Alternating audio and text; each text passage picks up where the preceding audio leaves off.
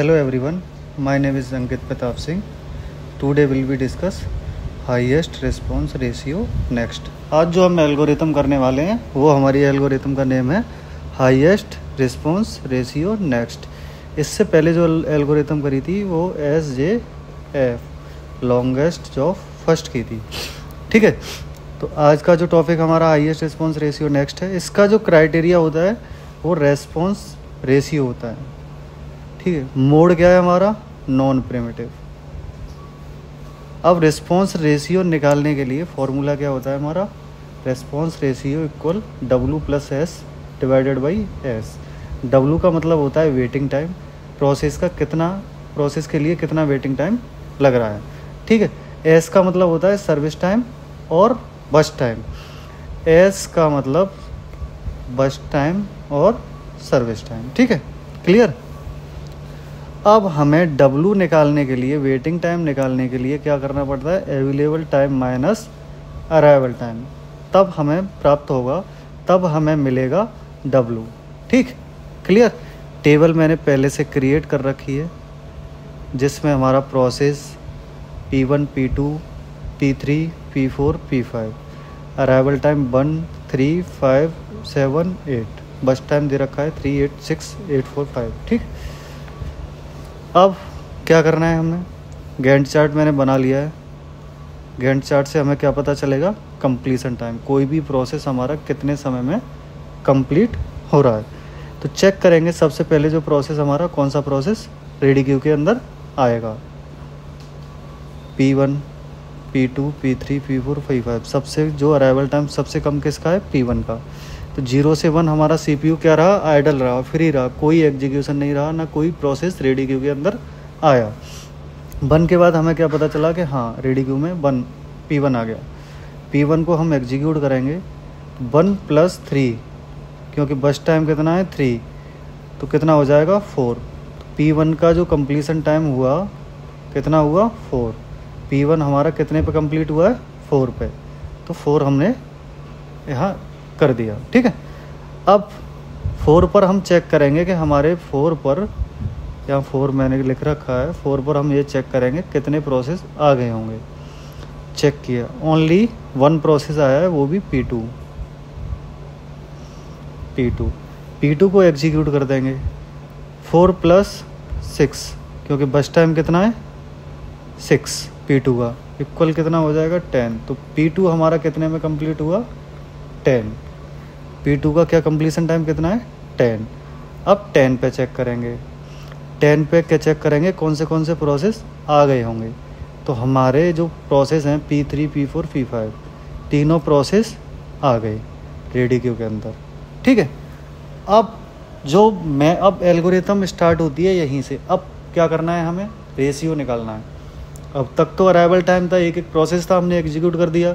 लेकिन कभी हमें रेशियो निकालने के लिए 2 प्रोसेस होने चाहिए. किसी से कंपेयर करने के लिए क्लास में बहुत सारे बच्चे हैं, अगर एक ही बच्चा हो वही फर्स्ट आएगा ना. अगर बच्चे हमारी क्लास में 2, 4, 6 होंगे तभी तो हम कंपेयर कर पाएंगे कि ये फर्स्ट डिवीज़न है, या ये सेकंड डिवीज़न है, या ये थर्ड डिवीज़न है, या ये फोर्थ डिवीज़न है.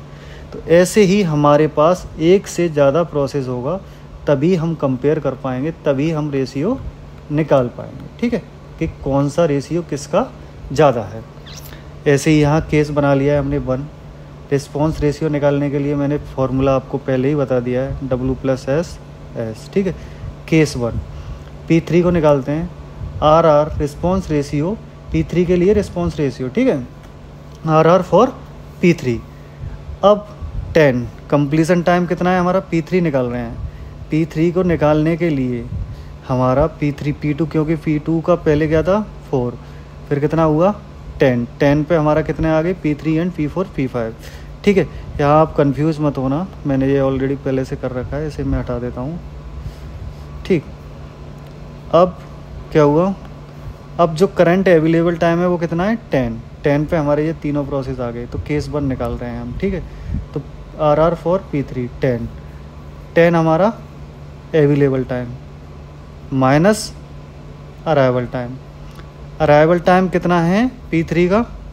5. 10 - 5 + 8 S सर्विस टाइम या बस टाइम। P3 का बस टाइम कितना है 8 डिवाइडेड बाई एस 8, रेशियो निकल के आया 1.62। ठीक, क्लियर। P4 के लिए निकालेंगे 10 माइनस 7, P4 का अराइवल टाइम 7 है, प्लस 4 बस टाइम 4 है divided by 4, 7 divided by 4, ratio निकल के आया 1.75। P5 के लिए निकालेंगे, अवेलेबल टाइम हमारा 10 है, अराइवल टाइम हमारा 8 है और बस टाइम 5 है, डिवाइड कर देंगे 5 से सर्विस टाइम से इक्वल टू 1.4। अब हम चेक करेंगे कि इन तीनों में, क्योंकि जो हमारी एल्गोरिथम है क्या है, हाईएस्ट रिस्पांस रेशियो नेक्स्ट, सबसे ज़्यादा रेशियो किसका हाईएस्ट है चेक करेंगे। 1.62, 1.75, 1.4 किसका हाई है, P4 का। P4 को हम एग्जीक्यूट कर देंगे, P4 हमारा एग्जीक्यूट हो जाएगा। P4 अभी 10 प्लस बस टाइम कितना ले रहा है P4, 4, कितना हो जाएगा 14। ठीक है, 14 पे कंप्लीट हो गया ये, क्लियर। अब हमारे पास P4 कंप्लीट हो गया, अब टाइम कितना हो गया, जो करंट अवेलेबल टाइम कितना हो गया 14 हो गया, बट टाइम 10 पे ही हमारे सारे प्रोसेस आ गए हैं, बट फिर भी आपको समझाने के लिए मैं लिख देता हूँ P3 एंड P5। अब 2 प्रोसेस बचे हैं हमारे पास, अब इनमें चेक करना है किसका हाईएस्ट है, तो केस 2 निकालते हैं हम। ठीक है, केस 2 निकालते हैं, मैंने पहले से ही पूरा कर रखा है। ठीक है, RR फॉर P3, क्योंकि P3 और P5 प्रोसेस बचा है अभी हमारा, P3 एंड P5। ठीक है, 14 माइनस 5, अवेलेबल टाइम कितना है 14, माइनस 5 अराइवल टाइम कितना है हमारा 5, प्लस बस टाइम कितना है 8 divided by 8, 70 divided by 8 equal, जो रेशियो निकल के आया 2.12। ठीक है, P5 के लिए निकालेंगे 14 minus available time minus arrival time plus बस टाइम कितना है 5। ठीक है, निकालने के बाद हमारा 11 डिवाइडेड बाई 5 आया, रेशियो निकल के आया 2.2 निकल के आया। अब क्या होगा, हमारा जो प्रोसेस कौन सा एग्जीक्यूट होगा, किसका रेशियो ज़्यादा है, P5 का ज़्यादा है ना, 2.12 और 2.2 रेशियो किसका ज़्यादा है, P5 का। P5 को क्या कर देंगे हम, एग्जीक्यूट कर देंगे। P5 हमारा एग्जीक्यूट 14 प्लस बस टाइम कितना है 5, कितना हुआ 90। ठीक है, क्लियर, 19 हो गया। अब नेक्स्ट क्या बचा, P3। अब P3 और कोई हमारा, मैंने पहले भी आपको बताया था, जब एक ही होगा बच्चा क्लास में, एक ही बच्चा होगा तो किससे कंपेयर करोगे, वो फर्स्ट वही है, लास्ट भी वही है, सब कुछ वही है, जो है वही है। अब प्रोसेस हमारा P3 बचा, तो P3 को अब कोई कंपेयर करने के लिए तो है नहीं है, अब इसे एग्जीक्यूट कर देंगे।